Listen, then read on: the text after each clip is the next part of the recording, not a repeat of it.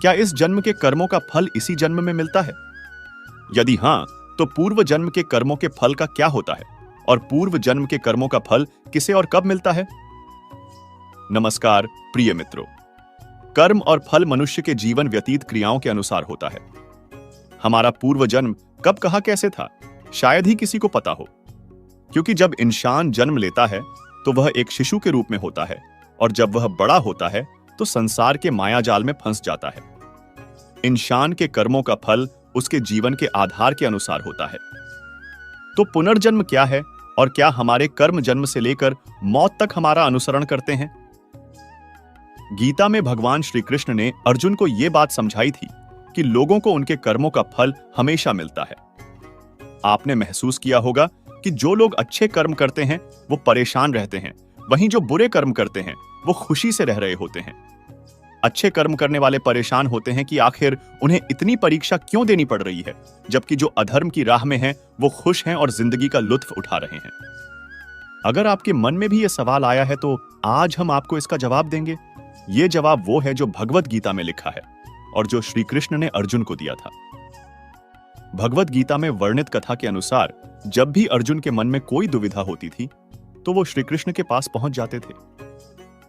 एक बार की बात है, अर्जुन ने भगवान श्री कृष्ण से आकर कहा कि वो दुविधा में हैं और इसका जवाब वो श्री कृष्ण से चाहते हैं।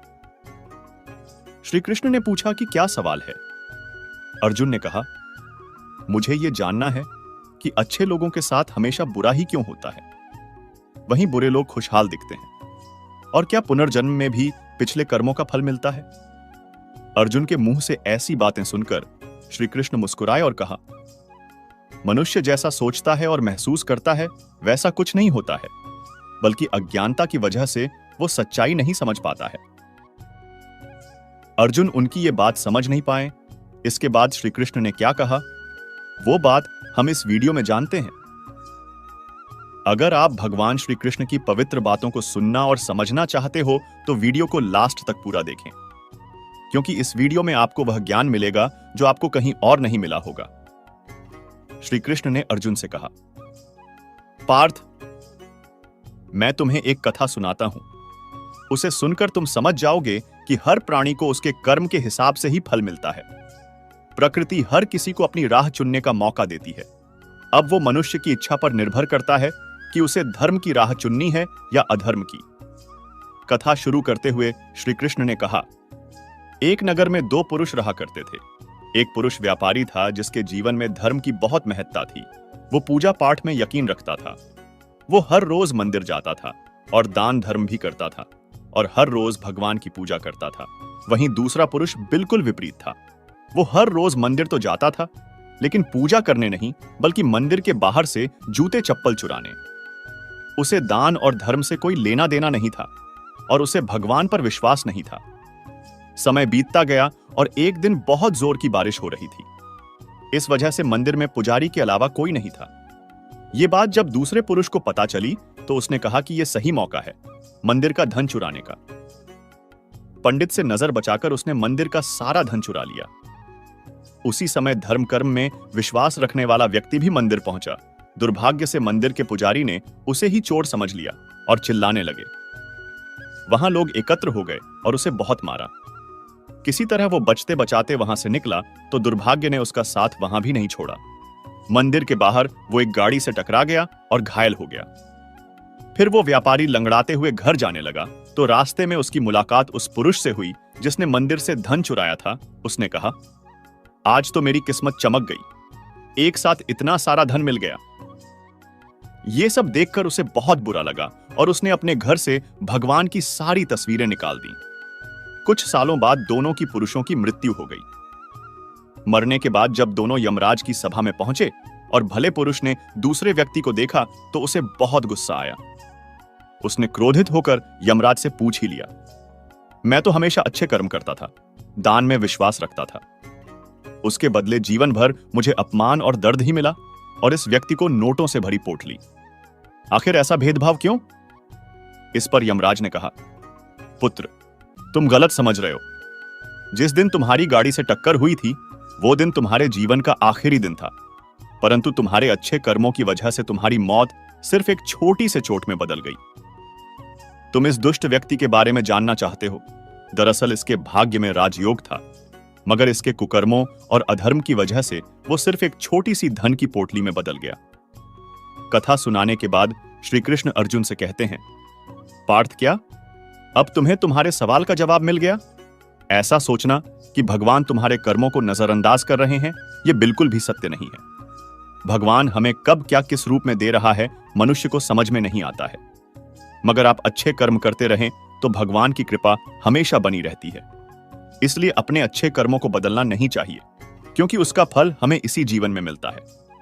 इसलिए मनुष्य का फर्ज है कि वो हमेशा अच्छे कर्म करते रहें, क्योंकि श्री कृष्ण ने गीता में भी बताया है कि किसी के द्वारा किया गया कर्म बेकार नहीं जाता है, चाहे वो अच्छा हो या बुरा।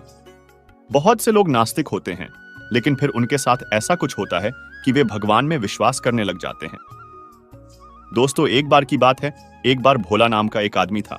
भोला शहर की एक छोटी सी गली में रहता था। वह मेडिकल की दुकान चलाता था। सारी दवाइयों की उसे अच्छी जानकारी थी। पूरी दुकान खुद संभालता था, इसलिए कौन सी दवा कहां रखी है उसे अच्छी तरह पता था। वो पूरी ईमानदारी से अपना काम करता था। ग्राहकों को सही दवा सही दाम पर देता था। सब कुछ अच्छा होने के बाद भी भोला नास्तिक था। भगवान में उसका जरा भी विश्वास नहीं था। वह पूरा दिन दुकान पर काम करता और शाम को परिवार तथा दोस्तों के साथ समय गुजारता था। उसे ताश खेलने का शौक था। जब भी टाइम मिलता दोस्तों के साथ ताश खेलने बैठ जाता था। एक दिन वह दुकान पर था, तभी कुछ दोस्त आए। तभी भारी बारिश भी शुरू हो गई। रात हो गई थी, लेकिन सभी बारिश थमने का इंतजार कर रहे थे। बिजली भी चली गई थी। बैठे बैठे क्या करें, सोचा मोमबत्ती की रोशनी में ताश ही खेल लेते हैं। सारे दोस्त दुकान में ताश खेलने बैठ गए। सभी ताश में मगन थे। तभी एक बच्चा भागता हुआ आया। वह पूरी तरह भीग चुका था। उसने जेब से दवा की एक पर्ची निकाली और भोला से दवा मांगी। भोला खेल में मगन था। उसने पहली बार में तो ध्यान ही नहीं दिया। तभी बच्चे ने जोर से आवाज देते हुए कहा, मेरी मां बहुत बीमार है। सारी दवा की दुकानें बंद हो गई हैं। एक आपकी दुकान ही खुली है। आप दवा देंगे तो मेरी मां ठीक हो जाएगी। भोला आधे अधूरे मन से उठा, पर्ची देखी और अंदाज से दवा की एक शीशी उठाकर उसे दे दी। पैसे काटकर बच्चे को लौटा दिए। बच्चा भागते हुए चला गया। तभी बारिश थम गई। भोला के दोस्त चले गए और भोला भी दुकान बंद करने लगा। तभी उसे ध्यान आया कि रोशनी कम होने के कारण उसने गलती से बच्चे को चूहे मारने वाली दवा की शीशी दे दी है। भोला के हाथ पांव फूल गए। उसका दिल जोर जोर से आवाज करने लगा। उसकी 10 साल की नेकी पर मानो जैसे ग्रहण लग गया। उस बच्चे के बारे में सोचकर वह घबराने लगा। सोचा, यदि यह दवाई उसने अपनी बीमार मां को दे दी तो वह अवश्य मर जाएगी। बच्चा भी बहुत छोटा होने के कारण उस दवाई को तो पढ़ना भी नहीं जानता होगा। एक पल वह अपनी इस भूल को कोसने लगा और ताश खेलने की अपनी आदत को छोड़ने का निश्चय कर लिया। पर यह बात तो बाद के बाद देखी जाएगी। अब क्या किया जाए? उस बच्चे का पता ठिकाना भी तो वह नहीं जानता। कैसे उस बीमार मां को बचाया जाए? सच में कितना विश्वास था उस बच्चे की आंखों में। भोला को कुछ सूझ नहीं रहा था। घर जाने की उसकी इच्छा अब मर गई। दुविधा और बेचैनी उसे घेरे हुए थी। घबराहट में वह इधर उधर देखने लगा। पहली बार उसकी नजर दीवार के उस कोने में गई जहां उसके पिता ने जिद करके भगवान श्री कृष्ण की तस्वीर दुकान के उद्घाटन के वक्त लगाई थी। तब पिता ने कहा था, भगवान की भक्ति में बहुत शक्ति होती है। वह हर जगह व्याप्त है और हमें सदैव अच्छे कार्य करने की प्रेरणा देता है। भोला को यह सारी बात याद आने लगी। आज उसने इस अद्भुत शक्ति को आजमाना चाहा।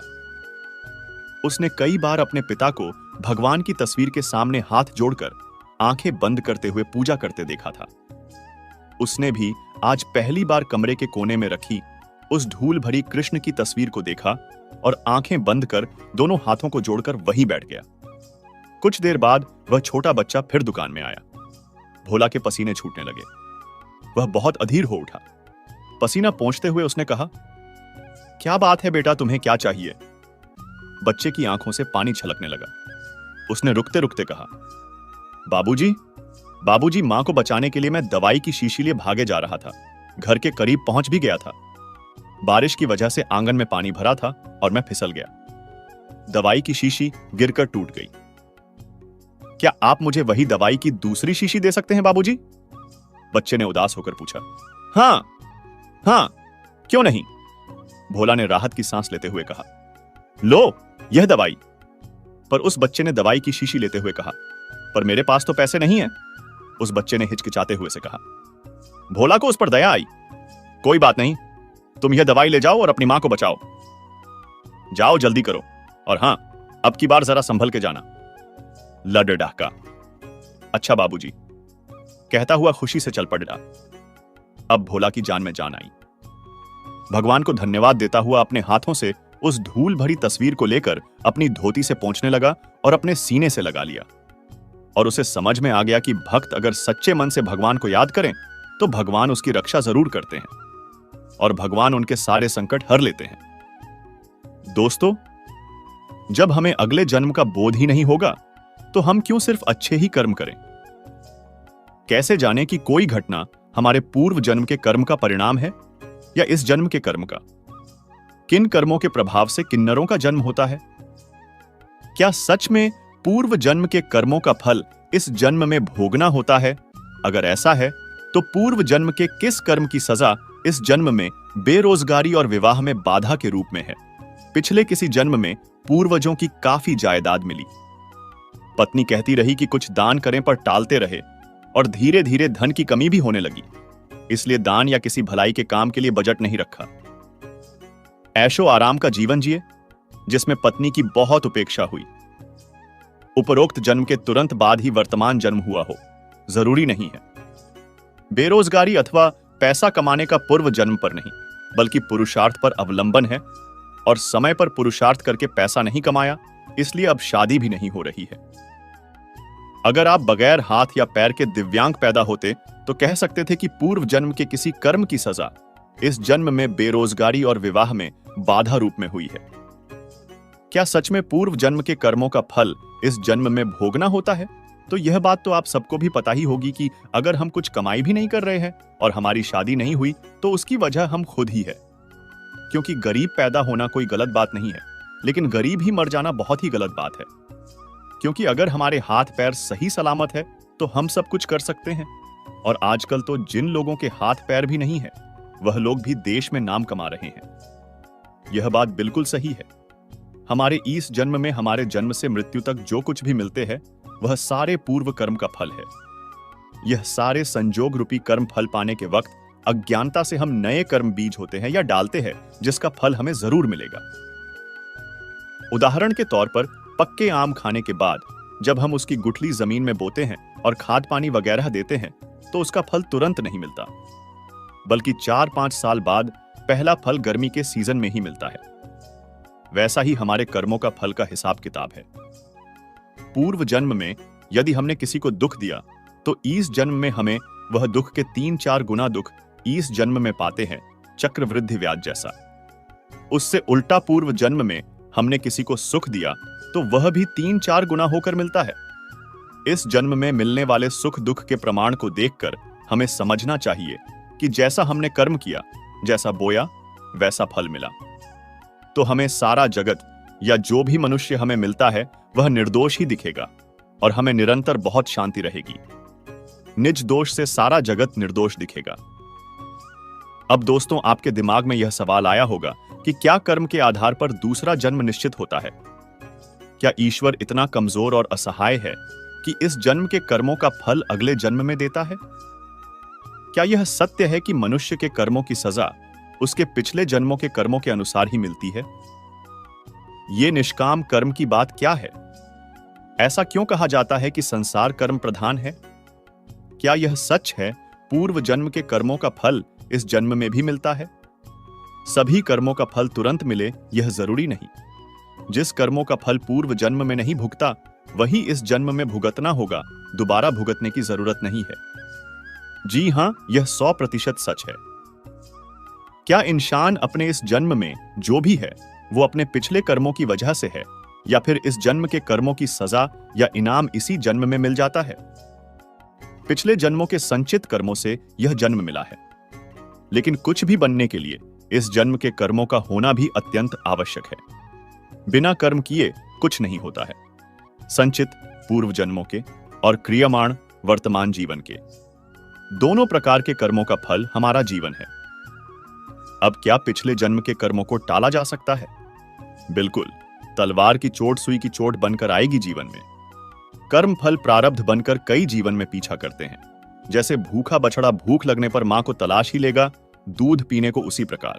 लेकिन जब हम सद्गुरु की शरण में जाते हैं या अपना जीवन इष्ट भक्ति या मानव सेवा में लगाते हैं, तब प्रारब्ध बड़ा पत्थर बनकर हमारे ऊपर गिरकर जो चोट देने वाला था, जिसको शायद हम सह नहीं पाते, वह पत्थर छोटे छोटे टुकड़े बनकर जीवन में गिरेंगे, जिसे हम आसानी से सहन कर प्रारब्ध खत्म कर लेंगे। जीवन में कई उदाहरण मैं देख चुका हूं, खुद पर और अन्य पर। प्रारब्ध को टालने के लिए कई गुना धर्म, अच्छे कर्म, सद्गुरु शरण, इष्ट भक्ति का मार्ग लेना पड़ेगा। क्या पिछले जन्म के कर्मों को टाला जा सकता है? हाँ, पुण्य करने से कर्म भोग को टाला जा सकता है, पर खत्म नहीं होता। केवल पुण्य के अधिकता से पुण्य भोग करने से पाप भोग पुण्य रहते टलता रहेगा, लेकिन क्षीण नहीं होता है। क्या पिछले जन्म के कर्मों का फल या दुख इस जन्म में भी मिलते हैं?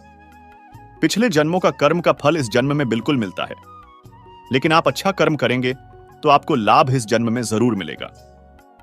गलत काम करेंगे तो आप अपराध बोध से गिरे रहेंगे।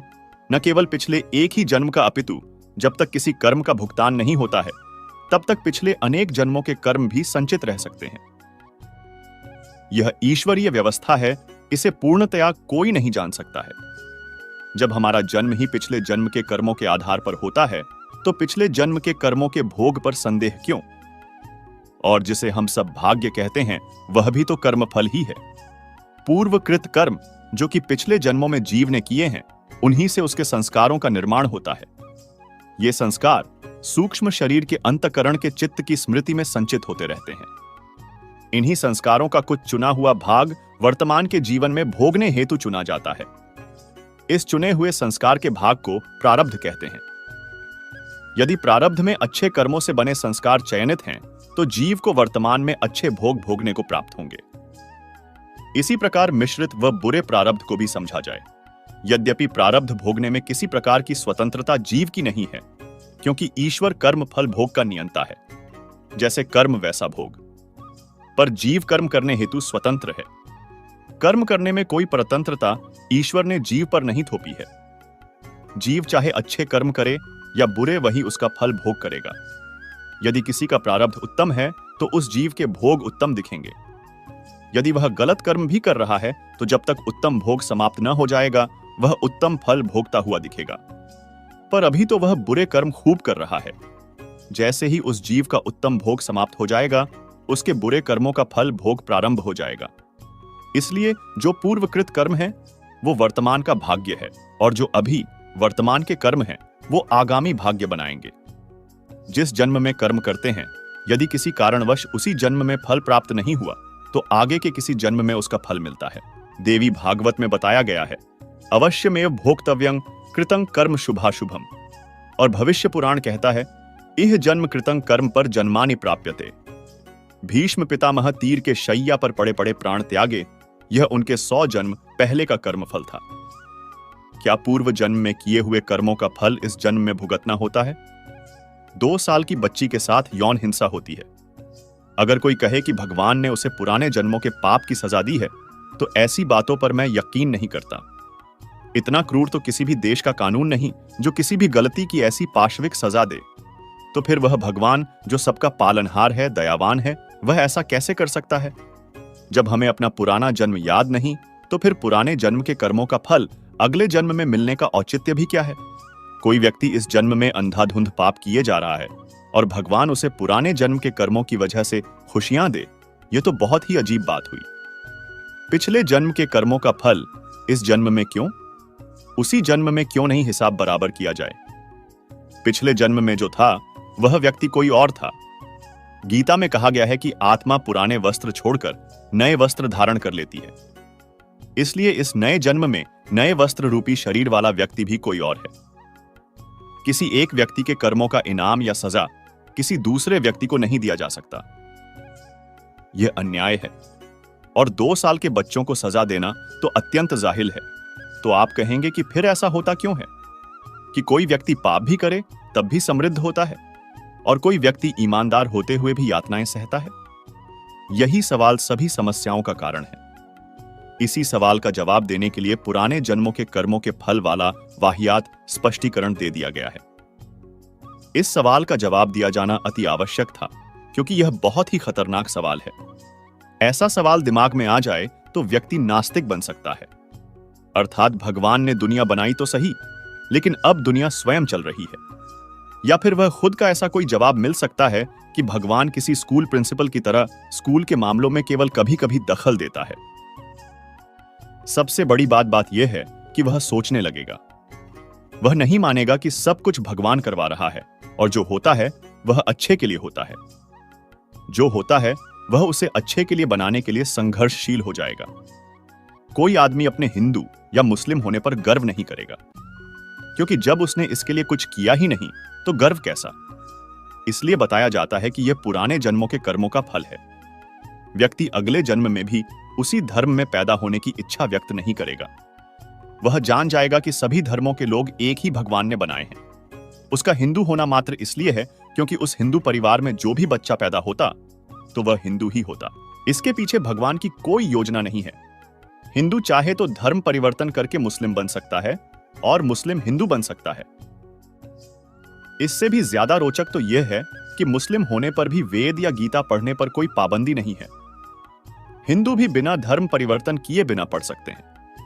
एक मजदूर अपने ऊपर हो रहे अन्याय को अपना नसीब मानकर चुप रहने के बजाय उसके खिलाफ आवाज उठाएगा।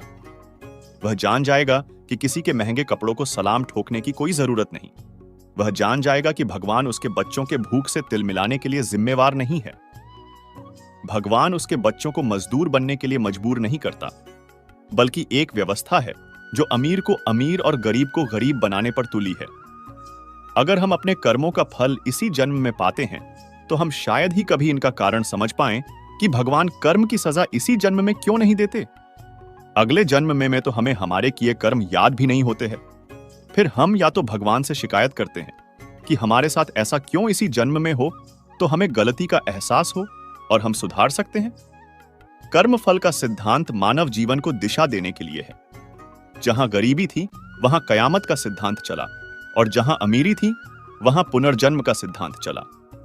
भारत में अमीर देश था तो यहां धन और शक्ति से संपन्न लोगों को बुरा कर्म करोगे तो अगले जन्म में भुगतोगे, यह डर दिखाया गया, जिससे संपन्नता के नशे में चूर व्यक्ति अधर्म करने से डरे।